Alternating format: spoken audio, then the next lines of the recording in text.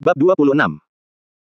Luo Ying menenangkan dirinya dan menepuk rambut Ye Mo dengan lembut, aku baik-baik saja, ini hanya akan sulit bagimu, kamu harus menjaga dirimu sendiri. Ye Mo tidak dapat memahami perkataan Luo Ying dan mendorongnya ke dalam pelukannya. Tubuh Luo Ying membeku namun tidak mendorongnya. Setelah beberapa lama, Long Ying mendorong Ye Mo menjauh dan menatapnya dengan saksama hingga Ye Mo merasa sedikit canggung. Kemudian, dia berkata, Mo keluarlah dan tunggu aku ingin membersihkan diri. Baiklah, aku akan keluar.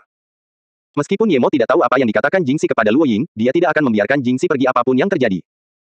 Bahkan jika dia akan memulai perseteruan dengan Serenity, dia akan menghabisi biarawati terkutuk ini. Begitu Ye Mo keluar dari pintu, dia melihat biarawati berwajah gelap itu. Dia mencibir Ye Mo, dasar wanita sombong, beraninya kamu bersikap sombong di Serenity. Biarawati itu mengeluarkan kepang ekor kudanya dan hendak menyerang. Kekuatannya bahkan tidak sekuat Lone Wolf. Ye Mo tidak akan takut padanya, tetapi sebelum keduanya menyerang, Jing Xian berjalan mendekat dan berkata kepada biarawati itu, Jing Wen Si Mei, ada beberapa hal yang ingin kukatakan kepada Ye Shizu. Catatan TL, Shizu, sebutan para biarawati dan biksu untuk orang lain yang tidak menganut agama mereka. Pada dasarnya, Shizu berarti pelindung. Biarawati berwajah hitam ini tidak berani menentang Jing Xian dan segera berkata, baik, Tuan Si Jie. Ye Mo memiliki kesan baik terhadap Jing Xian dan juga berterima kasih padanya. Jing Xian menatap Ye Mo dan berkata, Tuan Ye, ikutlah denganku. Ye Mo melihat Jing Xian membawanya ke kamar yang kemarin didatangi Jing Si dan merasa aneh, berpikir jangan bilang biarawati ini juga akan melakukan hal yang sama. Apa yang dikhawatirkan Ye Mo tidak terjadi, Jing Xian mengeluarkan sebuah tas dan memberikannya kepada Ye Mo, ini ditinggalkan oleh Tuan Susu. Saat kau membawa susu pergi hari ini, berikan ini padanya. Susu adalah orang yang baik hati, kau tidak boleh membiarkannya diperlakukan dengan buruk. Sebelum Si Mei pergi, dia menitipkan susu di bawah asuhanku, tetapi aku membiarkannya diperlakukan dengan buruk. Setelah berhenti sejenak, Jing Xian melanjutkan, Tuan Ye, jangan pergi ke lautan api hari ini. Tidak ada yang bisa melewatinya, aku akan berbicara dengan Tuan Jingxi. Dia mengambil tas itu dan merasa aneh, mengapa dia tidak langsung memberikannya kepada Luo Ying. Namun, dia tetap menjawab, terima kasih, Jingxian Qianbei, tenanglah. Aku tidak akan membiarkan susu dianiaya. Bahkan jika aku menderita, aku tidak akan membiarkannya menderita. Pernyataan yang sangat berani. Jingxi muncul di pintu lagi. Ye Mo tiba-tiba berdiri. Tatapan matanya sangat dingin. Jika bukan karena Jing Xian, dia akan menggunakan segala cara untuk membunuh biarawati menjijikan itu. Jingxi juga menatap Ye Mo dengan dingin, kamu tidak perlu menunggu susu. Dia tidak akan pergi bersamamu. Dia telah meninggalkan Serenity. Kamu tidak akan dapat menemukannya selamanya, hahaha, tahukah kamu, tidak peduli seberapa cantiknya dia hanya berbohong kepadamu, haha. Apa? Ye Mo segera menyerbu keluar dan pergi ke kamar Luo Ying dengan kecepatan tercepatnya. Kamar itu kosong, tikar bambu tadi malam masih ada di sana. Di atasnya ada surat dan kantong kecil. Ye Mo merobek tandu itu, isinya sangat singkat, Mo aku pergi, jangan pikirkan aku. Kamu harus tetap aman, ada sehelai rambutku di dalam kantung, biarkan itu bersamamu selamanya. Jingxi adalah wanita gila, jangan ganggu dia. Aku akan bahagia selama kamu baik-baik saja. Mo aku benar-benar tidak ingin pergi, aku tidak ingin kehilanganmu, itu karena aku mencintaimu. Aku tidak ingin kamu menjadi saudaraku, aku tidak bisa menerima kenyataan ini, aku hanya ingin mencintaimu. Konten yang tersisa basah oleh air mata. Kenapa? Luo Ying. Susu. Urat-urat di dahi Ye Mo muncul saat dia meraung, susu, tuan, jangan pergi. Ye Mo menerobos keluar ruangan, indera spiritualnya mencari kemana-mana. Dia pergi ke pintu masuk dengan panggung dan rantai logam tetapi dia tidak melihat susu. Ye Mo kembali tenang namun dihentikan oleh biarawati berwajah hitam. Di bawah jarak yang sangat dekat, Ye Mo melemparkan lebih dari 10 bola api dan bahkan tidak peduli dengan kepang ekor kuda Jing Wen. Sementara Jing Wen dikelilingi oleh bola api, dia meninju Jing Wen sejauh lebih dari 10 meter. Jing Wen lumpuh di tanah sambil memuntahkan darah. Dia tidak menyangka Ye Mo memiliki kekuatan seperti itu. Namun punggung Ye Mo juga berdarah karena kebutaan ekor kuda itu, tetapi Ye Mo tidak peduli sama sekali. Beberapa biarawati lain ingin menghentikan Ye Mo, namun dihentikan oleh Jing Xian, biarkan saja dia sedang tidak stabil sekarang, tunggu sampai dia stabil. Beberapa biarawati menatap dengan ngeri pada jimat bola api yang Ye Mo lemparkan. Bahkan Jingxi tidak menyangka dia memiliki jurus mematikan seperti itu. Ye Mo menyerbu ke dalam ruang es tempat susu dikurung. Selain hawa dingin, tidak ada apapun di dalamnya. Ye Mo tidak bisa lagi mengendalikan kekerasan dalam hatinya dan menghantam dinding sambil lupa bahwa tinjunya berlumuran darah. Ruangan ini baru saja menyerap embun beku dari bawah tanah, ruangan itu sendiri tidak terlalu stabil. Dinding batu itu akhirnya mulai retak. Gemuruh, Ye Mo meninju dinding lagi. Ruangan yang pernah memenjarakan Luo Ying akhirnya hancur menjadi ruangan-ruangan di bawah serangan Ye Mo yang ganas. Ye Mo melihat ruangan ini runtuh dan perlahan menjadi tenang. Jingxi si nenek tua ini. Luo Ying meninggalkannya karena dia mendengarkan kata-katanya. Membunuh biarawati ini tidak cukup untuk melepaskan kebenciannya. Ditambah lagi Luo Ying juga mengatakan dia akan membunuh biarawati ini. Tidak peduli mengapa, Ye Mo harus membunuh biarawati ini. Memikirkan hal ini, Ye Mo bergegas kembali ke halaman besar dengan mata merah. Dia menatap dingin ke arah Jingxi dan berkata, biarawati tua, apa yang kau katakan pada Luo Ying? Bicaralah. Jingxi menggigil tanpa sadar. Dia sebenarnya takut pada Ye Mo tanpa sadar tetapi dia segera menenangkan diri dan tertawa, apa yang kukatakan, aku hanya mengatakan yang sebenarnya. Kalian adalah Luo Ying dan saudara kandung. Kalian saudara kandung melakukan sesuatu yang menarik, hahaha. Semua orang memandang Jingxi, rambutnya menutupi wajahnya dan dia tampak gila. Tanpa diduga, Ye Mo masih menatapnya dengan dingin tanpa emosi. Apa kau bodoh, tahu bahwa orang yang kau cintai adalah adikmu sendiri? Jingxi sangat tidak puas dengan reaksi Ye Mo. Ye Mo mencibir, dia mengerti mengapa Susu menanyakan kata-kata itu padanya. Sepertinya Susu salah. Dia mengambil lebih dari 10 jimat bola api dan berkata dengan dingin, sebelum kamu mati, aku akan membiarkanmu menjadi hantu yang tercerahkan. Aku memang diadopsi oleh keluarga Ye di kuil Luohong dan aku juga punya saudara perempuan. Kami berdua punya gelang untuk saling mengenali, lihat, ini yang ini. Ye Mo mengeluarkan sebuah gelang dan menggoyangkannya di depan Jingxi, lalu melanjutkan, oh, aku lupa memberitahumu, adikku lebih muda dariku, dia juga diadopsi dari kuil Luohong tetapi Susu 2 tahun lebih tua dariku. Dia tidak dijemput oleh keluarga Ning dari kuil Luohong. Tidak mungkin, Susu diadopsi dari kuil Luohong. Wajah Jingxi menjadi mengerikan. Ye Mo mencibir, Susu dijemput oleh ibu King Sui di luar kuil Luohong, masih ada jarak dengan kuil Luohong. Kamu mungkin tidak tahu bahwa ketika Susu diadopsi, dia sudah lebih dari 1. Tidak mungkin, ini tidak mungkin. Jingxi kehilangan kendali, matanya memerah saat dia menunjuk ke arah Ye Mo, Jingxi adalah ibumu dan Susu, Jingxi si jalang terkutuk itu. Cukup. Jingxian tidak dapat menahan diri dan menegur. Jingxian menatap Jingxi dengan jijik sebelum berkata perlahan, Jingxin masih perawan bahkan sampai saat dia meninggal. Bagaimana dia bisa punya anak, Jingxi, kamu sudah melewati batas. Untungnya Ye Shizu tidak bersaudara dengan Susu. Jika mereka bersaudara, maka tindakanmu tidak akan diizinkan oleh surga. Apa? Jingxin masih perjaka. Ahaha. Jingxi sepertinya mendengar lelucon paling lucu dan tertawa histeris. Pada saat ini, biarawati berwajah hitam dan 2 biarawati lainnya menangkupkan tangan mereka dan berkata, Jingxi si Mei, Jingxian si Jie benar, Jingxin si Mei memang seorang perawan. Sebelum dia pergi, tanda perawannya masih ada di lengannya. Kami dapat bersaksi tentang itu. Dia tidak. Jingxi bergumam, semua yang kulakukan tidak ada gunanya, tidak ada gunanya, tidak ada. Ye Mo mencibir dan tidak bisa lagi menahan niat membunuhnya terhadap Jingxi. Dia bergegas maju dan mengangkat tinjunya. Jingxi yang setengah gila terhempas oleh tinju Ye Mo, menyemburkan darah ke udara. Ye Mo hendak menindaklanjutinya tetapi dihentikan oleh 2 biarawati. Meskipun kedua biarawati ini tidak ingin lagi membunuh Ye Mo tidak dapat melarikan diri dari barikade mereka. Ye Mo melemparkan lebih banyak jimat bola api di bawah amarahnya dan berteriak minggir. Kedua biarawati itu tahu betapa kuatnya jimat bola api Ye Mo dan tidak berani menghalanginya. Mereka dengan cepat menghindar. Ketika mereka mendongak, Ye Mo telah menyerbu melewati mereka. Ye Mo datang ke hadapan Jingxi dengan kecepatan tercepatnya dan meninju lagi. Jingxi kini telah menyerah. Dia mengibaskan kepang ekor kudanya ke arah Ye Mo. Ye Mo ingin menghancurkan Jingxi berkeping-keping sekarang. Dia bahkan tidak peduli dengan pengocok dan tetap meninju. Kamu gila. Jingxi melihat Ye Mo mengabaikan kocokannya dan berteriak kaget. Meskipun Ye Mo tidak gila, matanya penuh dengan niat membunuh yang membuat siapapun menggigil saat menatapnya. Tamparan, saat kocokan Jingxi mengenai dada Ye Mo, tinju Ye Mo juga mendarat di perut Jingxi. Jingxi meraba ke dalam jurang terdalam di luar Serenity. Pada saat yang sama, Ye Mo terdorong mundur beberapa meter dan menabrak dinding. Banyak tulang rusuknya patah, dan dia juga memuntahkan seteguk darah. Namun, Ye Mo meminum Lotus Life Pill secepat yang dia bisa. Dia perlahan berdiri dan berbalik untuk melihat Jingxian.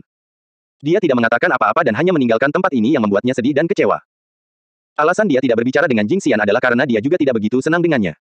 Jelaslah bahwa Luo Ying akan mati setelah dikirim ke ruang es. Jingxian adalah pemimpin sekte, tetapi dia tidak melakukan apapun tentang hal ini.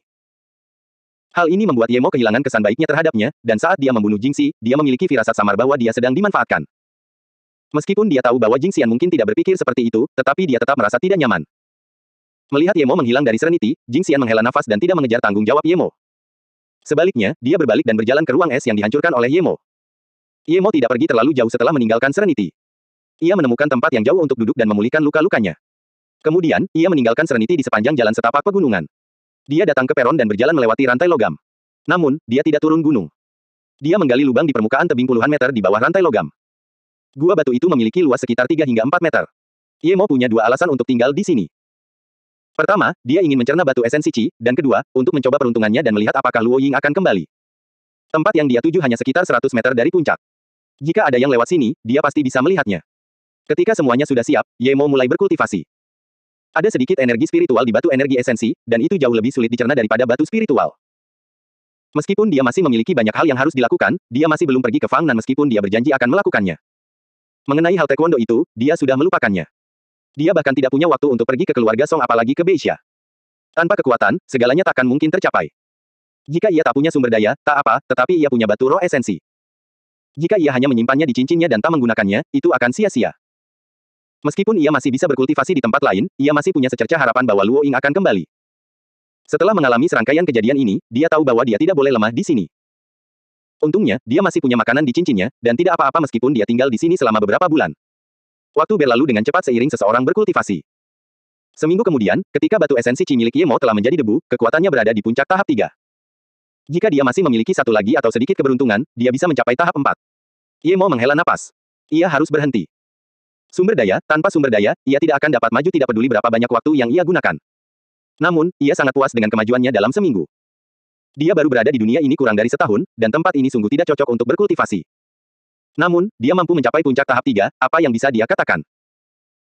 Ketika pertama kali datang ke sini, dia pikir dia tidak akan pernah bisa mencapai tahap 3, tetapi sekarang, dia akan mencapai tahap 4. Ditambah lagi, alasan mengapa ia dapat berkultivasi hingga tahap ini sebagian besar karena keberuntungan. Tanpa keberuntungan, mungkin ia masih akan berjuang di tahap 1. Dia perlu meningkatkan kekuatannya, tetapi dia tidak bisa berkultivasi, jadi dia hanya bisa menempa pedang terbang. Untungnya, semua bahan sudah siap. Ye Mo benar-benar ingin berterima kasih kepada pelelangan ini. Tanpa itu, bukan saja tidak ada cukup bahan untuk pedang terbangnya, tetapi dia bahkan tidak akan bisa mencapai puncak tahap 3 juga. Dia dengan santai mengeluarkan esensi besi geng, kayu kancing laut dalam, pasir perak hijau, giok bintang, dan bahan-bahan lainnya. Ye Mo merasa puas melihatnya. Bahan-bahan ini adalah bahan bermutu tinggi untuk membuat pedang terbang bahkan di alam kultivasi, tetapi dia benar-benar berhasil mengumpulkannya. Dia tidak akan pernah percaya dia bisa mengumpulkannya ketika dia pertama kali datang ke sini. Kekuatan Ye Mo meningkat satu langkah dan api Qi-nya juga jauh lebih kuat. Meskipun api Qi dari Qi Gathering State masih agak lemah untuk membuat pedang terbang, Ye Mo harus membuatnya. Jika tidak, dia tidak akan bisa mengalahkan Master Earth level. Ditambah lagi, begitu kekuatannya meningkat, dia bisa menempanya kembali. Alasan dia memilih tempat ini untuk membuat pedang terbang selain menunggu Luo Ying adalah karena Ye Mo yakin para pemegang lelang tidak akan membiarkannya begitu saja. Pasti ada kekuatan sekte tersembunyi yang mengadakan lelang, dan dia juga mendengar Jingxi mengatakan itu adalah organisasi luar angkasa.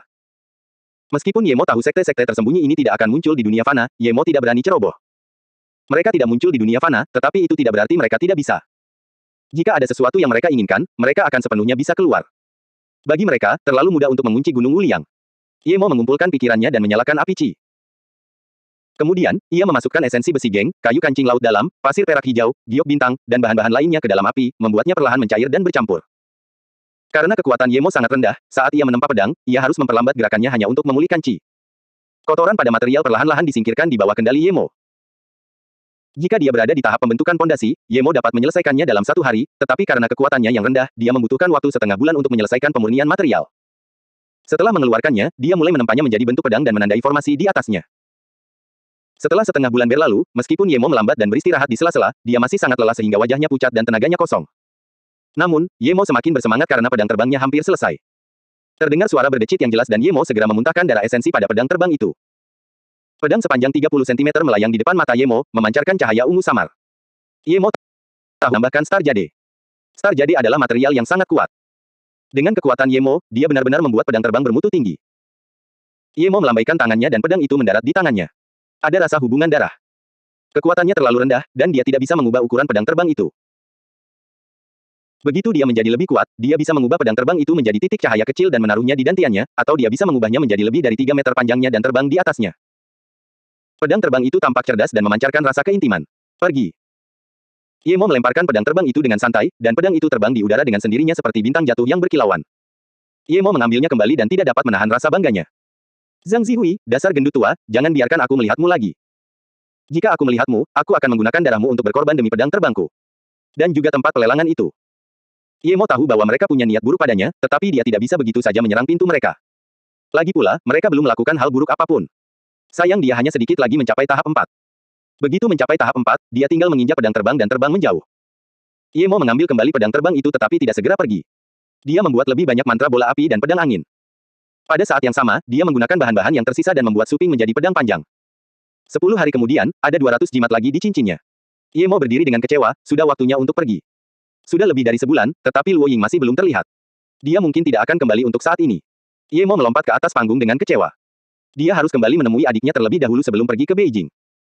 Gunung Wuliang tampak sunyi di tengah musim gugur, dan Ye Mo tidak lagi memiliki perasaan gembira seperti saat ia datang. Jika ia tidak tahu susu adalah Luo Ying, mungkin ia akan merasa lebih baik, tetapi sekarang setelah ia tahu dan masih melewatinya, ia merasa sangat buruk. Ditambah lagi, ia mengkhawatirkannya. Meskipun kalung yang ia buat untuknya memiliki kemampuan bertahan dan menyerang, ia sendiri terlalu lemah. Kupikir kau akan bersembunyi di Gunung Wuliang dan tidak akan keluar. Di mana lagi kau bisa bersembunyi hari ini? Suara dingin dan menyeramkan terdengar di depan Ye Mo. Zhang Zihui. Kau, orang tua bangka. Ye Mo berhenti. Ia khawatir dengan Luo Ying dan tidak menyadari bahwa Zhang Zihui masih menunggunya. Namun sekarang, dia sangat tenang. Dia berada di puncak pengumpulan Qi tahap 3, dan dia memiliki pedang terbang. Bahkan jika dia tidak memiliki pedang, dia dapat menghancurkan orang tua ini sampai mati dengan bola apinya. Huff, kau punya nyali. Xiao Bei, belajarlah menjadi manusia di kehidupan selanjutnya. Awalnya, aku hanya ingin kau meninggalkan Liu Blue Carrot, sekarang kau juga akan meninggalkan hidupmu. Zhang Zihui mendengar panggilan tidak sopan Ye Mo padanya dan menjadi semakin marah. Ye Mo menatap dingin ke arah Zhang Zihui dan berkata dengan datar, Pak Tua Gendut, kau benar-benar gigih. Kau benar-benar menunggu di sini selama lebih dari sebulan. Kalau begitu, aku akan mengorbankan darahmu untuk pedangku. Xiao Bei, kau memang sombong, aku hanya tidak menyangka King Gongmu begitu hebat. Namun, tidak peduli seberapa hebat King Gongmu dan seberapa banyak mulutmu berbicara, ini adalah kesempatan terakhirmu. Aku khawatir Aula Tinju Patah akan membunuhmu terlebih dahulu, jadi aku akan mengirimmu pergi, kata Zhang Zihui. Pedang panjang di punggungnya sudah ada di tangannya. Dia mengayunkannya, mengeluarkan sinar pedang yang tajam. Ye Mo menatapnya dengan dingin. Dia tidak menyangka orang tua ini masih punya banyak jurus. Dapat dilihat bahwa orang-orang tua di level bumi ini tidak mudah diajak main-main. Mereka tidak sebegitu marahnya seperti yang terlihat.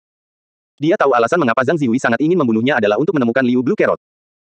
Jika dia bertarung langsung dengan Zhang Zihui, Ye Mo yakin dia bukan tandingannya. Namun, dia adalah seorang kultivator, dan dengan pedang terbang, mengapa dia harus bertarung langsung dengan Zhang Zihui? Ye Mo berdiri dan mengangkat tangannya, lalu pedang terbang berwarna ungu samar dengan cepat menangkap sinar pedang terbang tersebut. Kleng, sinar pedang Zhang Zihui menghilang, dan ujung pedang Zhang Zihui sepanjang 15 cm jatuh ke tanah. Hanya dengan satu gerakan, pedang panjang Zhang Zihui patah.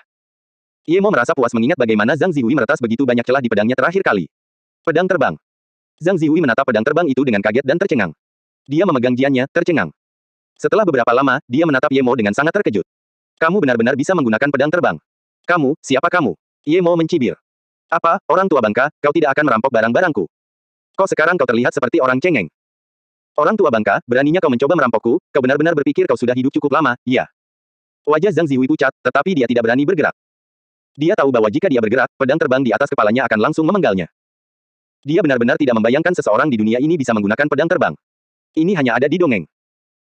Jika orang lain mengatakan kepadanya bahwa dia melihat pedang terbang, dia pasti akan mengatakan orang itu bodoh, tetapi sekarang, dia melihatnya dengan mata kepalanya sendiri. Karena kau tidak punya apa-apa untuk dikatakan, aku akan menggunakan kepalamu untuk berkorban demi pedang terbangku. Ye Mo mencibir.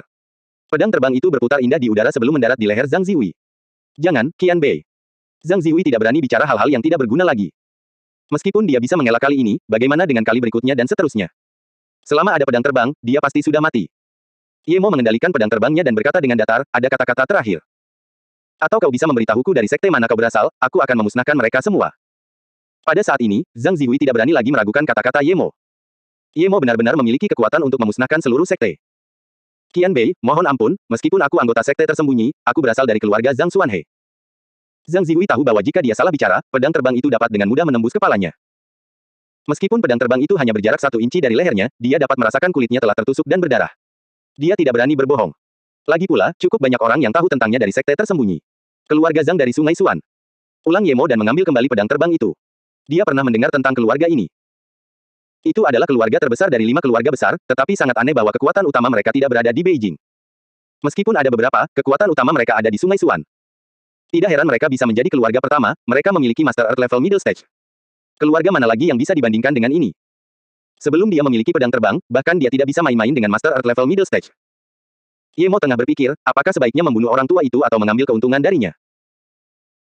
Seolah melihat apa yang dipikirkan Ye Mo, Zhang Zihui segera berkata, Qian Bei, meskipun keluarga Zhang kita tidak begitu baik, jika ada yang dibutuhkan Qian Bei, kita punya banyak tenaga kerja di keluarga Zhang. Ye Mo tersenyum, dia tahu apa yang dimaksud Zhang Zihui. Dia tidak benar-benar bermaksud bahwa mereka memiliki banyak tenaga kerja, tetapi keluarga Zhang mereka telah diwariskan begitu lama, mereka memiliki sejumlah tabungan. Alasan mengapa Zhang Zihui ini dapat mencapai tingkat bumi pasti karena kekayaan keluarga Zhang yang sangat besar selain keberuntungannya sendiri. Meskipun Ye Mo memiliki pedang terbang, kecepatan kultivasinya di sini terlalu lambat. Jika dia bisa menggunakan kekayaan keluarga Zhang untuk membantunya mencari beberapa tanaman obat, itu akan menguntungkan keduanya. Memikirkan hal ini, Ye Mo menarik kembali pedangnya dan berkata, kalau begitu, aku akan membiarkanmu pergi untuk saat ini, tetapi jika aku merasa kau tidak berguna bagiku, aku akan tetap membunuhmu. Baik, Qian Bei, aku akan melakukan apapun yang kau perintahkan. Zhang Zihui menyeka keringat di kepalanya, menyadari bahwa dia akhirnya menyelamatkan hidupnya. Dia yakin bahwa Ye Mo tidak ingin memperlihatkan dirinya di depan begitu banyak orang. Jika Ye Mo ingin membunuhnya terakhir kali, itu akan sangat mudah, tetapi kemudian, semua orang akan tahu bahwa dia bisa menggunakan pedang terbang. Lucu bagaimana asosiasi luar angkasa masih ingin bertindak melawannya. Dia baik-baik saja jatuh dari tebing setinggi itu, jadi itu pasti disengaja karena dia memiliki kemampuan itu. Untungnya, Zhang Zihui adalah pemikir yang cepat. Kalau tidak, dia akan langsung terbunuh apalagi mencapai Earth level tertiary stage. Dalam pandangannya, Ye Mo lebih tua darinya, mungkin seorang ahli legenda. Meskipun Ye Mo tampak muda, dia memiliki fast preserving pill. Siapa yang tahu berapa usianya sebenarnya? Saudara Zhang. Karena dia akan bekerja sama dengan Zhang Zihui, Ye Mo memberinya rasa hormat. Bagaimanapun, dia sudah setua itu. Namun, mustahil bagi Ye Mo untuk memanggilnya Qian Bei atau semacamnya. Zhang Zihui mendengar ini dan menggigil. Dia segera melambaikan tangannya dan berkata, Qian Bei, kamu tidak boleh memanggilku kakak Zhang, panggil saja aku Zhang Zihui. Di dalam hatinya, Ye Mo setidaknya merupakan seorang master di atas tingkat bumi, mungkin berusia lebih dari 100 tahun. Ye Mo tersenyum. Alasan mengapa dia tidak membunuh Zhang Zihu pertama-tama karena kekayaan keluarga Zhang yang sangat besar.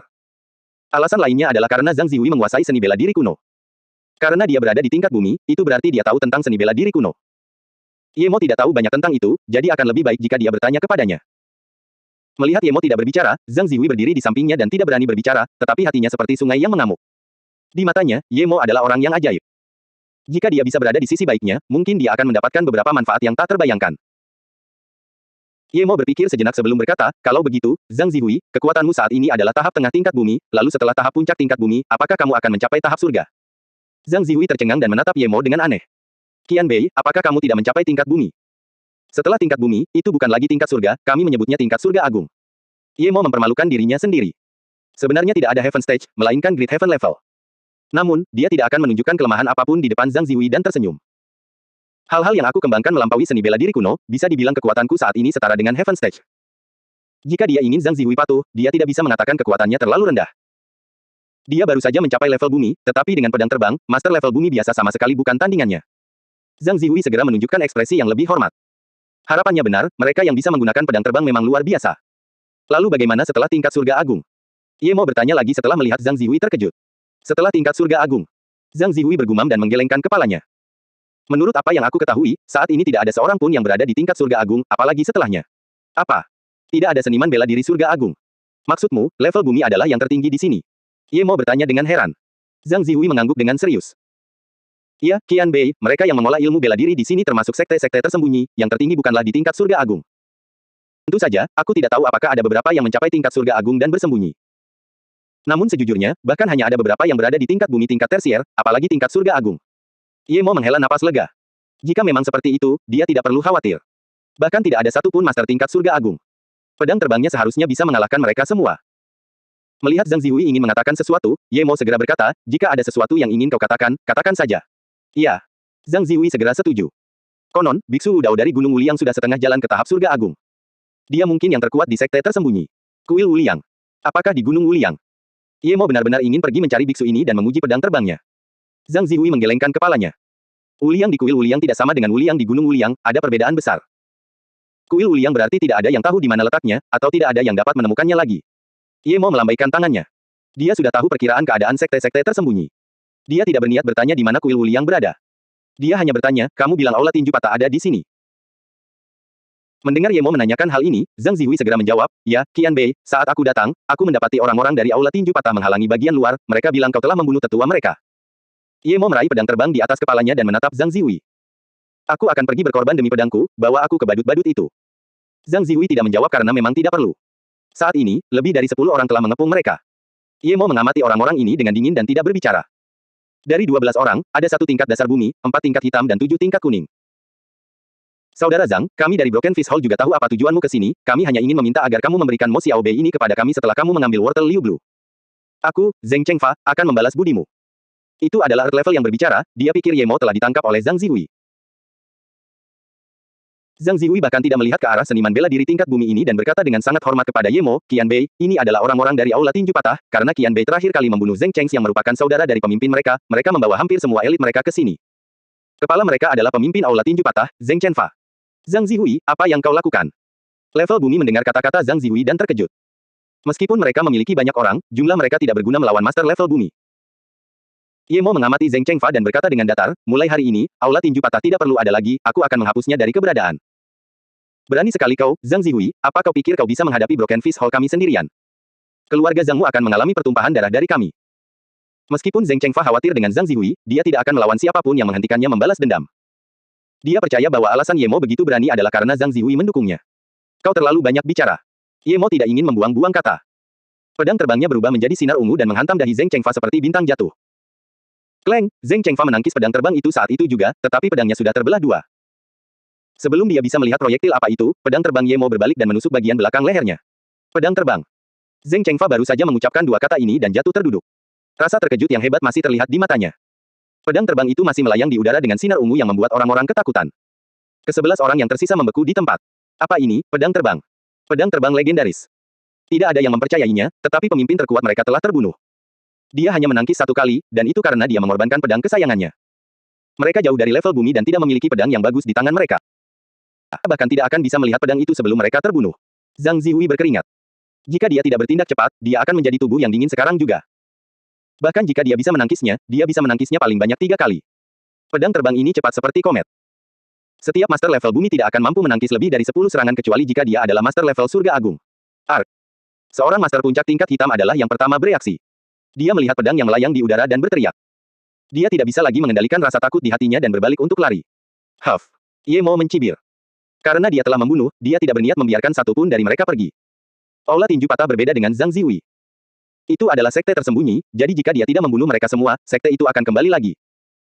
Ditambah lagi, dia telah membunuh saudara pemimpin mereka, jadi tidak ada cara untuk menghindari perseteruan ini. Satu-satunya cara adalah menghapusnya. Sementara itu, Zhang Zihui memiliki kekayaan keluarga yang besar dan memiliki banyak masalah.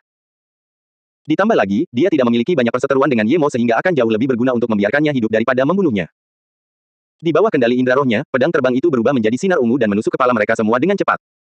Dalam sekejap mata, hanya tersisa 2 orang. Ye Mo mengendalikan pedangnya agar berputar di udara, tetapi tidak bergerak lagi. Orang-orang yang tersisa terkejut oleh pembantaian Ye Mo dan berlutut setelah setengah ketukan tidak berani mengatakan apapun. Yang mereka lakukan hanyalah terus menundukkan kepala ke tanah. Melihat pemandangan berdarah itu, Zhang Zihui menggigil, ini benar-benar pembantaian. Pada saat ini, dia tidak akan ragu sedikit pun bahwa Ye Mo dapat membunuh seluruh keluarganya. Orang ini membunuh tanpa emosi. Dia tahu bahwa Ye Mo sering melakukan hal-hal seperti ini. Broken Fish Hall masih merupakan sekte tersembunyi tingkat menengah, tetapi lebih dari 90% elit mereka telah pergi seperti itu. Qian Bei ini jauh dari mudah diajak bicara seperti yang dibayangkannya. Dia tidak membunuhnya mungkin karena alasan lain.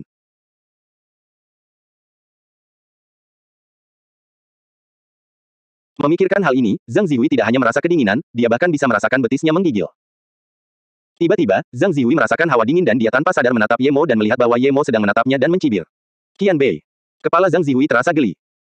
Ye Mo tidak berkata apa-apa tetapi hanya menatapnya sekali dan mengalihkan pandangan sambil memejamkan mata. Apa maksud Qian Bei?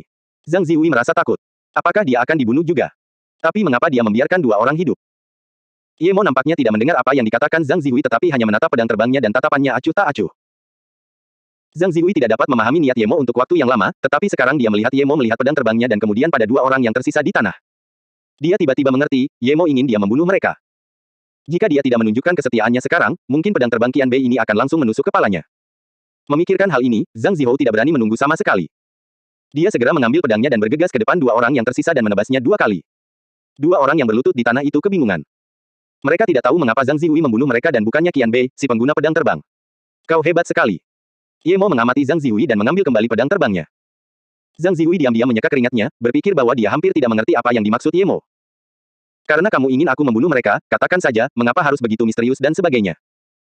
Zhang Zihui menarik napas lega dan berkata, Qian Bei, orang-orang dari aula tinju patah ini jahat. Mereka berani menyinggung Qian Bei. Mereka pantas dibunuh. Tunggu saja aku yang mengurus mayat-mayat ini terlebih dahulu. Zhang Zihui hendak membersihkan mayat-mayat itu. Bagaimanapun, meskipun itu adalah pertempuran antar sekte tersembunyi, mereka tetap harus menanganinya secara rahasia. Ye Mo tersenyum dan berkata, tidak perlu. Kemudian, Ye Mo dengan santai melemparkan lebih dari 10 bola api. Dia sekarang berada di puncak pengumpulan energi tahap 3, jadi dia hampir tidak bisa menggunakan 14 bola api sekaligus. Mayat-mayat di tanah terbakar menjadi abu, dan bahkan tanah mulai retak. Zhang Zihui tercengang. Jika pedang terbang itu membuatnya sangat terkejut, maka bola api ini membuatnya menyadari bahwa itu adalah cara para dewa dan orang bijak. Dia menatap mayat-mayat yang telah menjadi abu dengan tak percaya dan tidak bisa berkata apa-apa. Zhang Zihui. Ye Mo telah menegaskan dominasinya sehingga dia tidak perlu lagi bersikap sopan. Iya, Qian Bei. Zhang Zihui segera bereaksi dan menatap Ye Mo dengan penuh hormat dan takut. Ye Mo tentu saja tahu bahwa setelah klub, dia perlu memberi makan wortel kepada lelaki tua itu agar dia benar-benar patuh. Sekarang, dia mengangguk puas melihat keadaan Zhang Zihui dan berkata, apakah kamu tahu alamat Broken Fish Hall? Iya, saya pernah ke sana sekali. Zhang Zihui tidak berani menyembunyikan apapun. Baiklah, kalau begitu, kau habisi saja mereka, itu seharusnya tidak menjadi masalah, kan? Ye Mo menatap Zhang Zihui, memberinya tekanan yang tak terlihat. Dia tidak takut lelaki tua ini tidak akan setuju. Dia sengaja meninggalkan 2 orang terakhir untuk dibunuh lelaki tua itu. Sekarang, lelaki tua itu harus mendengarkannya dan memusnahkan aula tinju patah. Zhang Zihui tidak berani mengatakan setengah tidak. Bahkan jika dia tidak membunuh orang-orang dari Broken Fish Hall, dia tidak berani menentang kata-kata Ye Mo. Baiklah, kalau begitu, setelah kau membasmi mereka, tunggu aku di Zhang Familu. Kau sudah lama berada di Earth Level Middle Stage, kan? Selama kau membuatku bahagia, aku tidak keberatan membiarkanmu maju selangkah lebih maju. Ye Mo tahu sudah waktunya untuk memberikan buah manis itu. Zhang Zihu terguncang.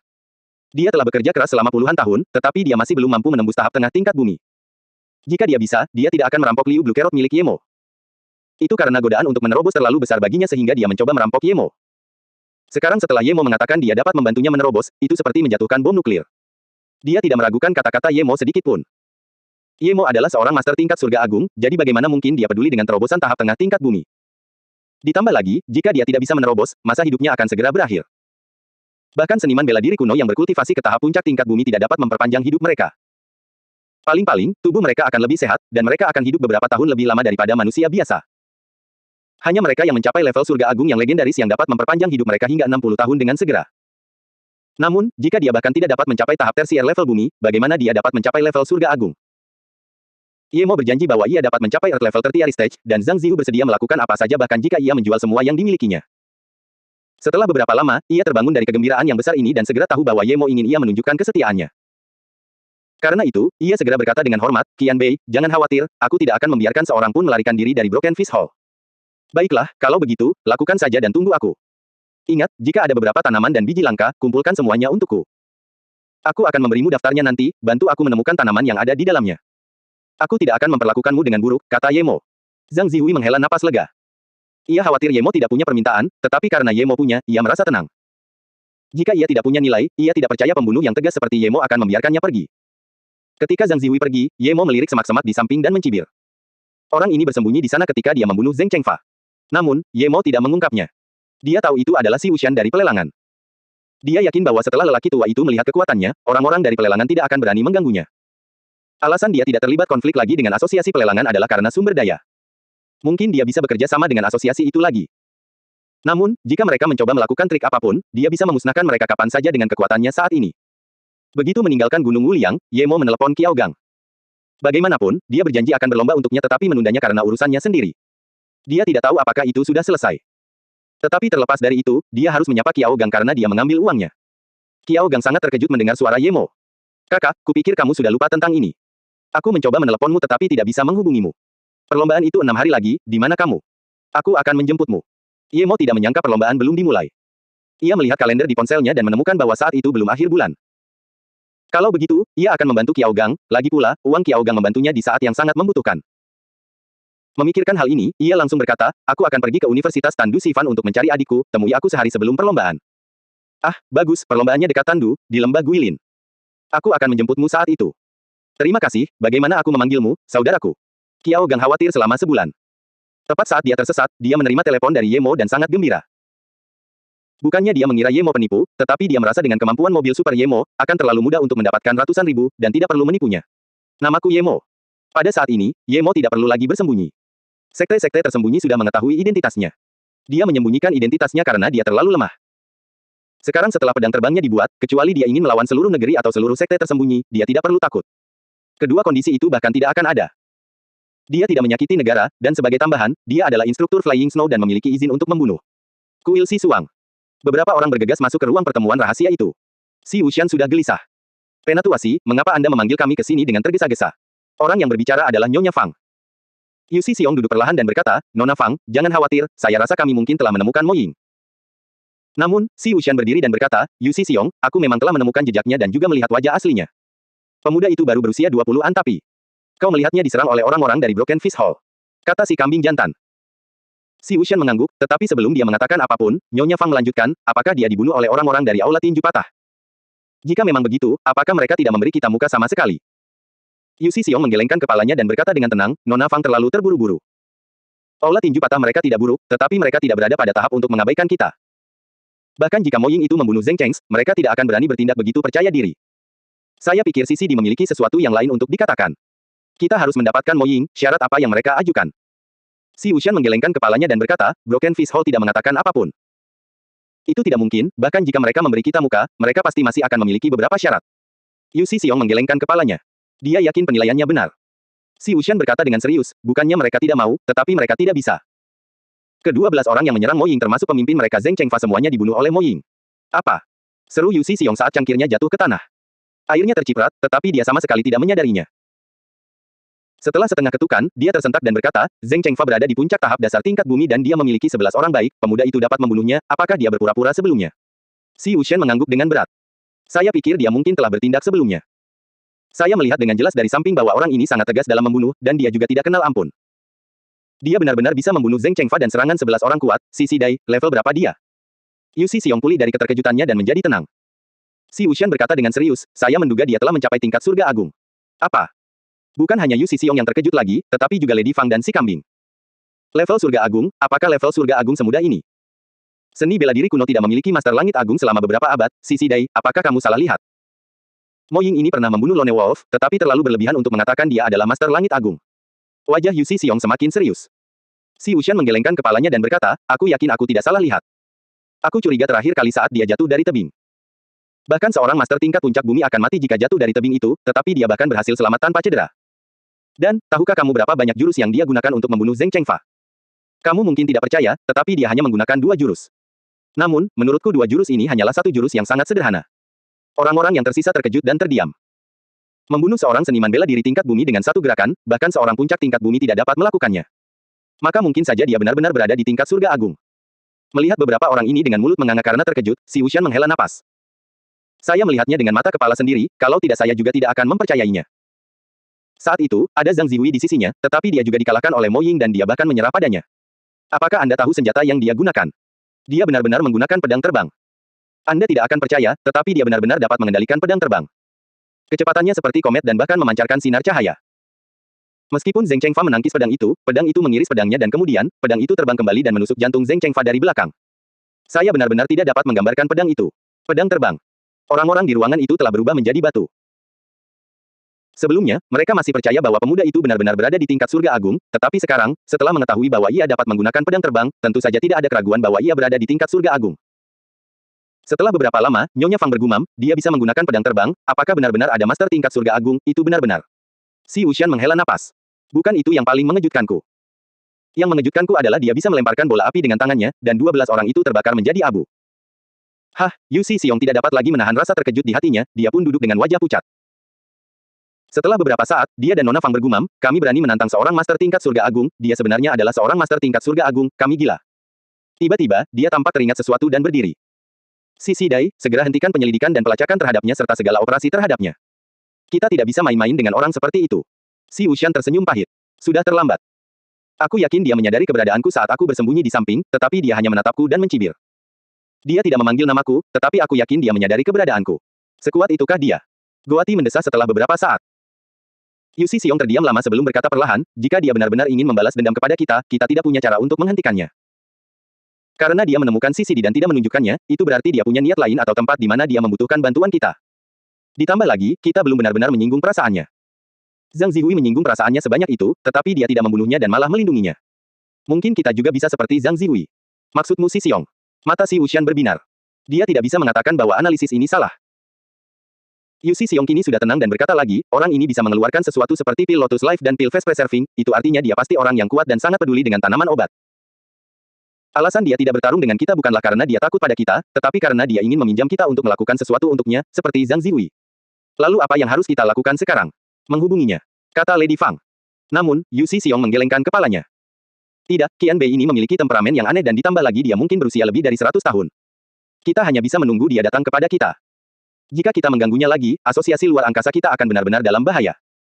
Dan, kita perlu memberitahu para tetua kita, ini bukan masalah kecil. Meskipun Ye Mo ingin memberikan tekanan pada asosiasi itu, dia tidak menyangka efeknya akan begitu baik. Sekarang, dia sedang berada di pesawat menuju Tandu. Dia akan pergi menemui Tang Beiwei dan mengobati ibunya. Terakhir kali, dia memberinya pil, jadi Ye Mo yakin itu bisa menyelamatkan nyawa ibunya setidaknya selama setengah tahun. Ini adalah kedua kalinya Ye Mo datang ke Tandu. Pertama kali bersama Wendong, tetapi dia bahkan tidak masuk ke kota dan pergi begitu saja bersama Wendong setelah mereka meledakkan rumah besar itu, jadi dia tidak begitu mengenal Tandu. Namun, Universitas Tandu Sifan cukup terkenal. Dia memanggil taksi, dan sopir taksi tahu di mana tempatnya. Ye Mo berdiri di gerbang universitas sambil memperhatikan pasangan pria dan wanita. Mereka saling berpelukan atau berpegangan tangan. Jika dia tidak tahu ini adalah universitas, dia akan mengira ini adalah tempat pendaftaran pernikahan. Dia mendesah. Para mahasiswa di sini tampak lebih terbuka daripada mahasiswa Universitas Ninghai. Namun, dia tidak begitu tahu banyak tentang Universitas Ninghai karena dia menghabiskan sepanjang hari di perpustakaan. Meskipun ada banyak siswa yang masuk dan keluar, Ye Mo tampak sangat spiritual dan luar biasa hanya dengan berdiri di sana. Dan karena telah berkultivasi dalam waktu yang lama, ia memiliki temperamen yang halus. Ditambah lagi, pakaiannya dipilih oleh Ye Ling yang tidak hanya cocok untuknya tetapi juga bermerek bagus. Jadi, ia langsung tampak menonjol di antara para siswa. Mungkin karena temperamennya yang luar biasa, banyak siswa yang membicarakannya. Dia tidak tahu di mana Tang Beiwei berada dan tidak tahu jurusan apa yang dia ambil. Satu-satunya yang dia tahu adalah bahwa dia kuliah di sana. Dia berjalan ke pintu depan dan menghentikan seorang gadis dengan beberapa buku dan berkata dengan sangat sopan, "Halo, bolehkah saya bertanya?" Sebelum Ye Mo sempat menyelesaikan ucapannya, dia melihat gadis itu melotot ke arahnya dan berkata, "Aku tidak tahu." Tidak tahu. Ye Mo bingung.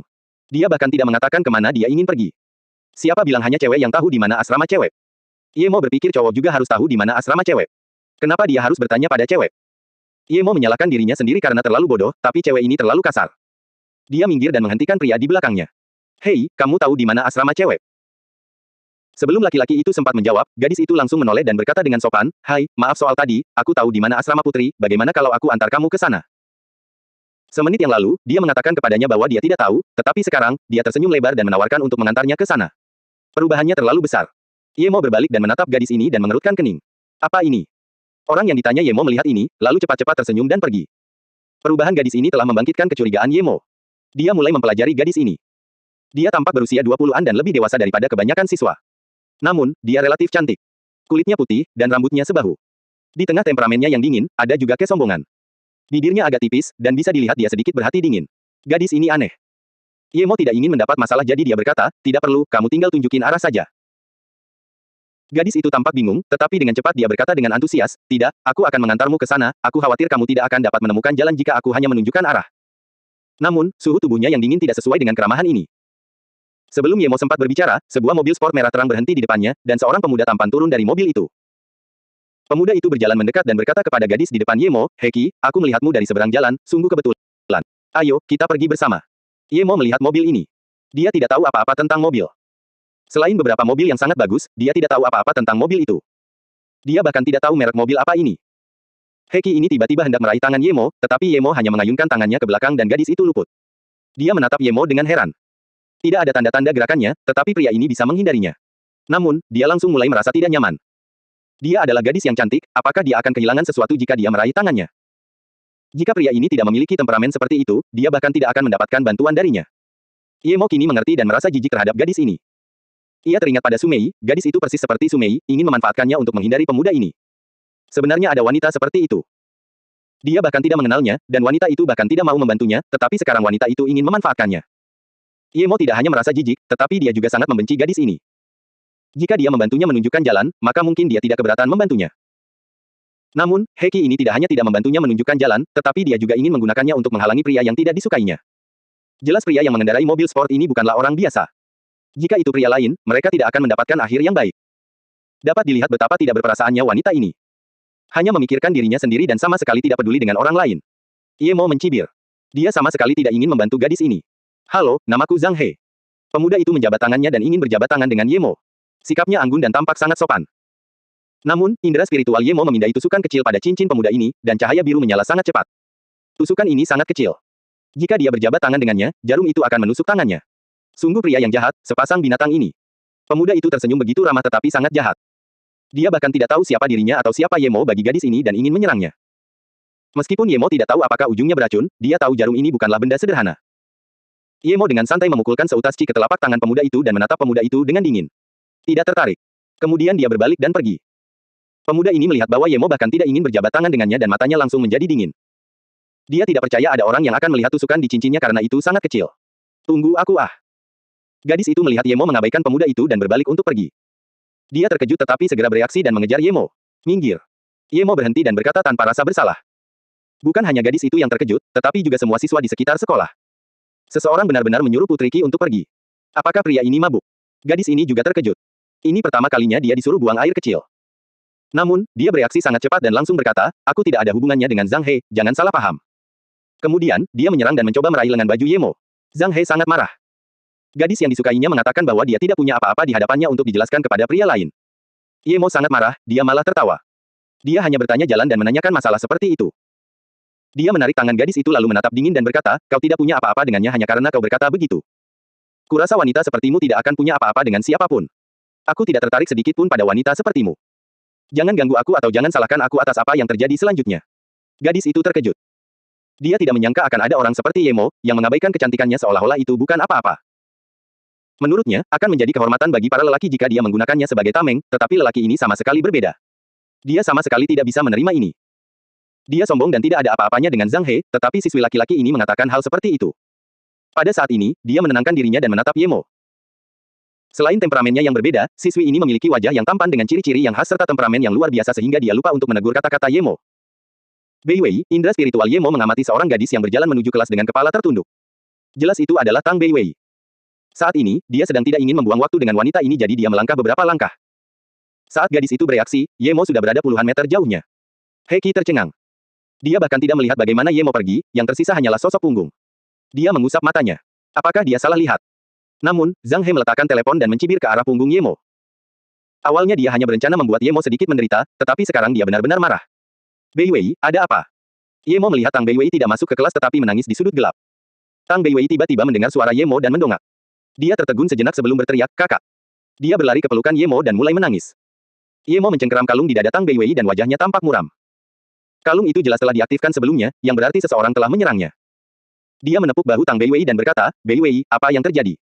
Kenapa kamu begitu kurus? Apakah ada yang menyerangmu juga? Tang Bei Wei menarik napas lega dan mengusap matanya. Kemudian dia menatap Ye Mo dan berkata, kakak, kupikir aku tidak akan bisa melihatmu lagi. Aku tidak bisa meraih ponselmu, aku. Jangan terburu-buru, bicaralah pelan-pelan. Kamu belum makan malam, kan?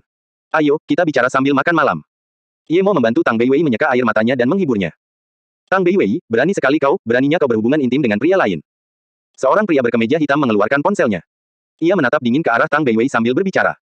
Kemudian, ia langsung menelepon seolah-olah ia sedang melapor kepada seseorang. Bukan hanya pria ini, puluhan siswa lainnya juga melihat. Mata mereka dipenuhi rasa kasihan atau simpati. Beberapa gadis yang emosional sudah mengkhawatirkan Ye Mo. Meskipun menyenangkan bersama gadis tercantik di tandu, tetapi konsekuensi selanjutnya bukanlah sesuatu yang bisa ia hadapi. Pria ini juga tampak cukup tampan. Kakak Qian He, Tang Bei Wei ternyata sedang berpelukan dengan murid lain. Iya, tepat di bawah gedung kita, oh, oke. Lelaki itu menutup telepon dan mencibir pada Ye Mo sambil berjalan perlahan. Pang, beraninya kau menyentuh wanita yang dipesan oleh kakak Qian He. Begitu pria itu berbicara, dua pria lain muncul dari belakangnya. Keduanya memberi isyarat kepada orang yang membuat panggilan dan mengelilingi Ye Mo dan Tang Bei Wei. Tinggalkan Tang Bei Wei, patahkan kaki orang ini terlebih dahulu, kata orang pertama kepada dua orang lainnya. Mereka berani memandang adiknya seperti barang, dan mereka bahkan akan mematahkan kaki orang itu asalkan mereka melakukan kontak dengan adiknya tanpa bertanya. Niat membunuh Ye Mo meningkat. Tunggu.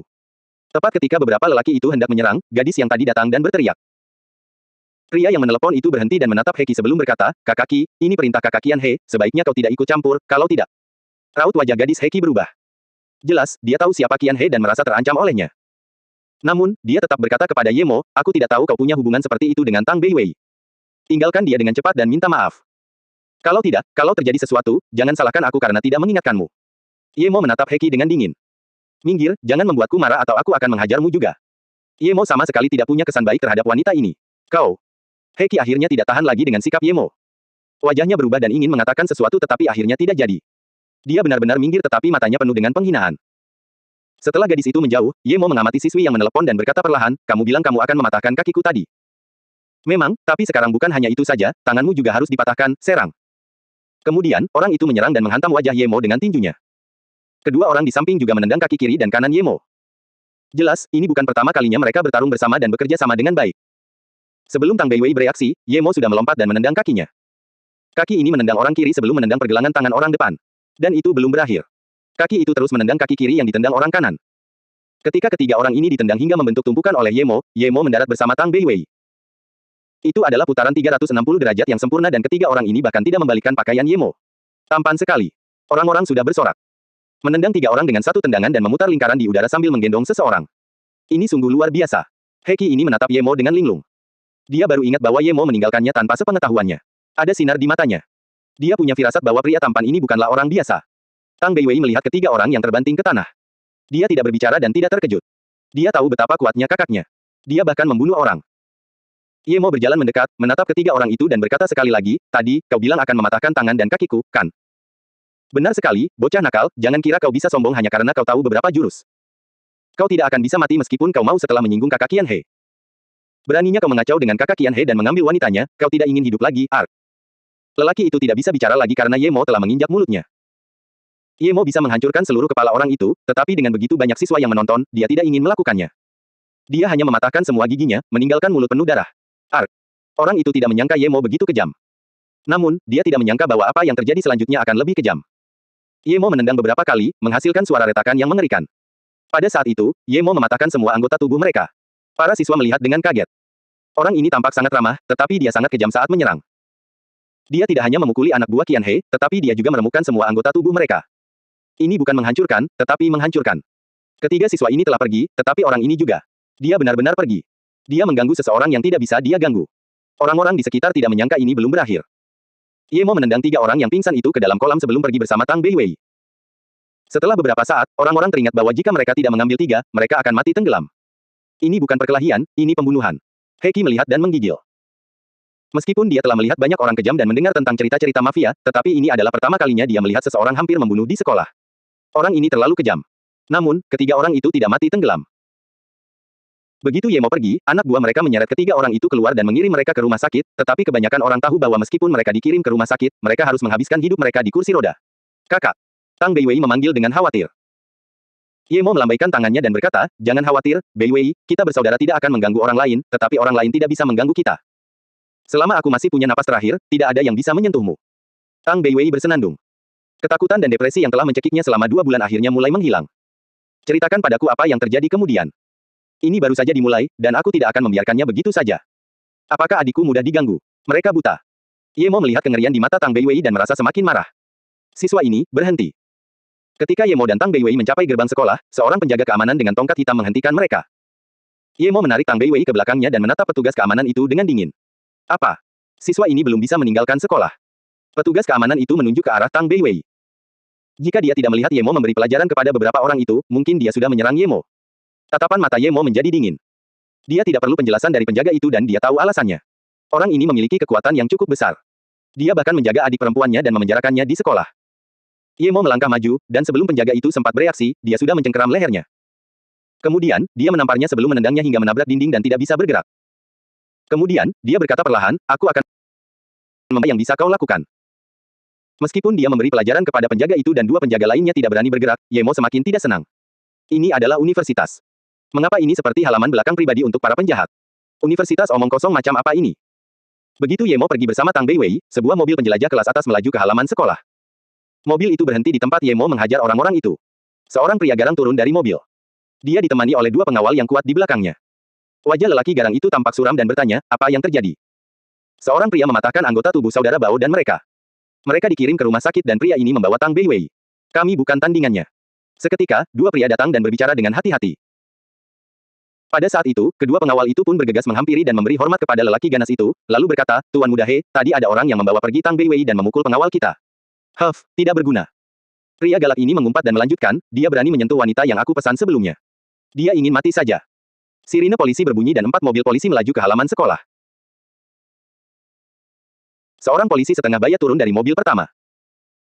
Ia melihat pria galak itu dan segera berlari menghampiri, sambil berkata dengan hormat, Tuan Muda He, seseorang menelepon kami dan mengatakan Anda telah mengalami beberapa kerugian. Saya segera datang. Pria garang itu mengangguk. Lau, kerja bagus, selidiki kemana pria itu membawa Tang Beiwei dan beritahu aku. Kau tidak perlu khawatir tentang penangkapannya. Baik, Tuan Muda He. Saya pergi dulu. Polisi itu kemudian masuk ke mobil polisi dan pergi. Pria galak itu menatap mobil polisi yang pergi dan tatapannya menjadi dingin. Beraninya kau mengambil wanitaku dan mematahkan anggota tubuh bawahanku. Jika aku membiarkanmu keluar dari tandu, maka aku tidak perlu hidup. Restoran Silong tidak terlalu jauh dari universitas, dan dekat dengan danau. Selain itu, lingkungannya elegan, meskipun harganya agak mahal. Kakak, barang-barang di sini sangat mahal, ayo kita pergi ke tempat lain, kata Tang Beiwei. Ye Mo melambaikan tangannya dan berkata, tidak perlu, makanlah di sini saja, kalau ada yang datang nanti, aku bisa membiarkan mereka mandi di danau. Aku baru saja mendapatkan uang, dan aku masih punya beberapa juta. Ye Mo tahu bahwa orang yang bisa memenjarakan adiknya di sekolah itu memiliki kekuatan yang luar biasa, mungkin bahkan tidak jauh dari keluarga Song. Beberapa juta. Bagaimana kau bisa punya begitu banyak, aku masih belum menggunakan kartu yang kau berikan terakhir kali. Meskipun Tang Beiwei terkejut, dia memikirkan tentang mantra bola api dan mengerti. Setiap jimat itu mungkin akan terjual dengan harga yang cukup mahal. Ye Mo membawa Tang Beiwei ke lantai 2 di sebuah kamar pribadi di dekat danau, dan setelah pelayan menyajikan air, dia bertanya, katakan padaku apa yang terjadi. Bagaimana kabar ibumu? Mata Tang Beiwei menjadi gelap setelah beberapa saat. Dia berkata perlahan, aku memberikan pil yang kamu berikan kepadaku kepada ibuku. Dia membaik hanya dalam sehari. Awalnya aku punya cukup uang untuk membawanya ke operasi, tetapi aku masih ingin menunggumu. MHM, jangan khawatir, 99% penyakit tidak menjadi masalah bagiku. Ye Mo tersenyum. Tang Beiwei mengangguk. MHM, aku juga berpikir begitu, tetapi hari kedua, seorang pria berusia 50-an datang ke rumahku. Ketika ibu melihatnya, dia sangat gembira dan berbicara dengannya lama sekali. Aku mendengar ibu menangis dari luar. Ye Mo mengerutkan kening. Orang ini tampaknya datang pada saat ini secara kebetulan. Tang Beiwei tenggelam dalam kenangan hari itu saat dia berbicara. Tang Beiwei merasa aneh, biasanya tidak ada tamu di rumah dan dia belum pernah melihat pria parubaya ini sebelumnya. Namun, ketika ibunya melihatnya, dia tercengang. Siapa dia? Dia berbicara dengan ibunya untuk waktu yang lama. Suara ibunya sangat bersemangat dan terus mendengus, tetapi suara pria itu sangat tenang. Beiwei. Tang Beiwei mendengar tangisan ibunya dan ingin masuk dan melihat, tetapi ibunya memanggilnya dari dalam. Tang Beiwei segera masuk ke dalam dan melihat pria itu memegang tangan ibunya. Dia terkejut. Dia tidak tahu siapa pria itu, tetapi dia menduga bahwa orang itu adalah orang yang meninggalkannya. Dia tidak menyangka bahwa pria itu memiliki wajah untuk kembali. Namun, ibunya terlalu baik hati dan mempercayainya begitu cepat. Beiwei, ini Paman Song, kataku. Sebelum Tang Jing selesai berbicara, Tang Beiwei langsung mengerti. Itu pasti pria yang sedang dibicarakan ibunya. Dia langsung menunjuk ke arah lelaki itu dan mengumpat, minggir, jangan datang ke rumahku lagi. Kau telah menyakiti ibuku sebelumnya, dan sekarang kau di sini untuk menyakitinya lagi, minggir. Tang Beiwei memikirkan kesulitan yang dialami ibunya dan merasa semakin jijik terhadap pria ini. Dia telah menyakiti ibunya sepanjang hidupnya dan sekarang dia berani kembali. Wajah kemerahan Tang Jing langsung memucat. Dia segera duduk dan berkata, Beiwei, jangan mengumpat Qiming, dia punya masalah. Ketika dia ingin datang menemuiku, aku sudah meninggalkan Beijing, Beiwei. Tang Beiwei bergegas ke samping ibunya dan membantunya berdiri sambil menatap Song Qiming dengan dingin. Pergilah, aku tidak akan mengutukmu lagi karena ibu, berhentilah mencoba menipu ibuku. Song Qiming menatap Tang Beiwei dengan kaget. Tidak heran Dong Fangxi ingin menggunakannya untuk merayu Ye Mo. Tang Beiwei ini terlalu cantik, tetapi dia bukan putrinya. Jika Tang Jing tidak memberitahunya, dia akan mengira Tang Beiwei adalah putrinya. Memikirkan keguguran Tang Jing, dia akhirnya merasa bersalah, tetapi kemudian menghilang dengan sangat cepat. Beiwei, kumohon jangan membuat ibu. Tang Jing melihat orang yang telah tinggal bersamanya selama sebagian besar hidupnya begitu agresif terhadap kekasih yang telah dimaafkannya dan memuntahkan darah karena khawatir. Tang Beiwei tidak berani mengatakan apapun tentang Song Qiming. Dia segera datang dan membantu ibunya berdiri. Bu, maaf, ada apa? Beiwei, maafkan Qiming, dia benar-benar tidak bermaksud begitu, aku. Sebelum Tang Jing selesai berbicara, napasnya mulai terengah-engah. Song Qiming membawakan bak air dan memandikan Tang Jing dengan hati-hati. Kemudian, dia menatap Tang Beiwei dan berkata, Beiwei, terlepas dari apakah kamu percaya padaku atau tidak, kesalahan terbesar dalam hidupku adalah tidak menemukan ibumu. Sekarang setelah aku menemukannya, bahkan jika aku menghabiskan sisa hidupku, aku akan merawatnya dan tidak akan membiarkannya tinggal di luar lagi. Aku ingin membawa ibumu ke Beijing. Bagaimana kalau aku membantumu pindah sekolah dan kamu juga bisa ikut? Tang Beiwei menatap Song Qiming dengan dingin dan mengabaikannya. Dia tidak percaya orang yang berhati kejam itu akan bertobat. Meskipun Tang Beiwei tidak tahu apa yang terjadi, dia tidak mempercayai Song Qiming. Ibu, apakah ibu benar-benar akan pergi ke Beijing? Tang Beiwei benar-benar tidak ingin meninggalkan ibunya, dan dia juga tidak ingin ibunya pergi ke keluarga Song di Beijing. Dia langsung tahu bahwa dia salah. Ibunya hanya memegang tangan Song Qiming, matanya penuh harapan dan kebahagiaan karena dia bahkan tidak mendengar kata-kata putrinya. Tang Beiwei tiba-tiba merasa sedih. Dia telah tinggal bersama ibunya selama lebih dari 20 tahun, dan ibunya memperlakukannya seperti anak but ibunya begitu dia datang. Apakah ini kekuatan cinta? Dia tahu bahwa dia sedang ditipu, tetapi dia masih berbohong kepada dirinya sendiri untuk mempercayai pria Song itu. Tiba-tiba dia teringat Ye Mo, apakah ibunya sangat ingin bertemu Song Men ini, sama dengan dia sangat ingin bertemu kakaknya. Tidak, perasaannya adalah perasaan saudara kandung, dan berbeda dengan ibunya, tetapi dia merasa ada yang tidak beres. Jika itu adalah hubungan kekerabatan, dia merasa lebih dekat dengan ibunya daripada Ye Mo. Meskipun Ye Mo adalah kakaknya, dia merasa dia lebih seperti teman. Beiwei, ikutlah denganku ke Beijing juga. Aku khawatir kau akan tinggal di Tandu sendirian. Tang Jing akhirnya teringat pada putrinya. Hati Tang Beiwei hancur. Pria Song ini membuat ibunya benar-benar percaya padanya dalam waktu setengah hari. Jika dia tahu lebih awal ini akan terjadi, dia tidak akan mengizinkannya masuk. Ibu, aku ingin tinggal di sini dan menunggu kakak. Tang Beiwei ingin tinggal bersama Ye Mo lebih lama. Jika ibunya tidak pergi, akan lebih baik jika mereka bertiga bisa tinggal bersama, tetapi ibunya ingin pergi ke keluarga Song. Tang Jing menggelengkan kepalanya, meraih tangan Tang Beiwei, dan berkata setelah setengah langkah, Beiwei, aku akan merasa tenang jika kamu tinggal bersama kakak. Kakakmu memberimu begitu banyak uang saat pertama kali melihatmu. Aku tahu dia sangat mencintaimu, aku tidak khawatir. Kamu sudah sangat menderita tinggal bersamaku selama bertahun-tahun, ibumu benar-benar tidak berguna. Tidak, ibu. Tang Beiwei merasa semakin sedih dan tidak ingin meninggalkan ibunya. Namun, untuk pertama kalinya, dia melihat ibunya yang selalu tertekan merasa bahagia, jadi dia tidak bisa mengatakan kepada ibunya untuk tidak meninggalkannya. Song Qiming menatap Tang Jing dengan bingung. Kakak. Tang Jing segera memberitahunya bahwa Tang Beiwei adalah saudara kandung Ye Mo. Mendengar ini, wajah Song Qiming berubah. Tidak heran Dong Fangxi akan menggunakan Tang Beiwei sebagai umpan. Itu bukan karena kecantikannya, tetapi karena mereka adalah saudara kandung. Dong Fangxi ini memang jahat. Namun, melihat Tang Beiwei, rencana Dong Fangxi pasti gagal. Jika dia berhasil, Tang Beiwei tidak akan berkuasa. Ada apa Qiming? Seluruh perhatian Tang Jing tertuju pada Song Qiming. Wajah Song Qiming berubah sejenak sebelum mendesah. Aku juga tahu bahwa Ye Mo, dia orang yang kuat, tetapi keluarga Song kita menyinggung perasaannya, dan sekarang, dia ingin membalas dendam pada keluarga Song, aku, mendesah. Aku tidak menyangka dia adalah saudara laki-laki Bei Wei. Hah. Tang Jing juga berteriak kaget, tetapi dia segera memahami hubungannya dan menoleh ke Tang Bei Wei dan berkata, Bei Wei, bisakah kamu membujuk saudaramu untuk melepaskan Qiming? Tang Bei Wei segera mulai curiga dengan tujuan Song Qiming. Mungkin dia sudah tahu bahwa Song Qiming adalah saudara kandung Ye Mo dan datang kepadanya untuk meminta belas kasihan. Melihat Tang Bei Wei tidak berbicara, Tang Jing semakin khawatir dan berkata, Bei Wei. Matanya penuh dengan kecemasan. Tang Bei Wei menghela napas. Ibu, aku tidak begitu tahu apa yang dilakukan kakakku, aku akan bertanya padanya nanti. Meskipun dia tidak mau setuju, tatapan mata ibunya yang penuh harap membuatnya merasa sangat sedih. Ibunya telah membesarkannya selama lebih dari 20 tahun bekerja tanpa lelah. Dia benar-benar tidak bisa menolak permintaan ini. Mendengar hal ini, wajah Ye Mo tampak muram, Song Qiming, bahkan jika kamu mendapatkan Dewa Surga, aku tetap akan memusnahkan keluarga Songmu. Tang Bei Wei selesai berbicara dan melihat Ye Mo tidak berbicara, lalu dia melanjutkan, lalu, Song Qiming itu membungkuk kepadaku dan memohon belas kasihan tetapi aku mengabaikannya. Namun, ibuku berkata aku harus memohon belas kasihan darimu. Ibuku dibawa ke Beijing olehnya, aku tidak ingin pergi, jadi aku tinggal. Aku benar-benar tidak mengerti mengapa ibu mau mendengarkan Song Qiming itu, bahkan. Tang Bei Wei benar-benar tidak bisa menyelesaikan kata-katanya. Ibunya adalah nomor satu di hatinya. Dia pasti juga nomor satu di hati ibunya, tetapi dia tidak menyangka ibunya lebih buruk dari Song Qiming dalam hal cinta. Ye Mo tahu bahwa sejak Song Qiming membawa Tang Jing pergi, saat dia membalas dendam pada keluarga Song di Beijing, keluarga Song pasti akan mengusir ibu Tang Bei Wei. Apapun yang terjadi, dia tidak boleh membiarkan ibu yang membesarkan Tang Bei Wei selama lebih dari 20 tahun terluka. Song Qiming ini benar-benar jahat. Kita kesampingkan dulu masalah ini. Siapa yang kau sakiti di universitas, beraninya dia bertindak seperti ini padamu. Ye Mo ingin tahu siapa yang mengincar adiknya. Kita bicara lagi setelah makan.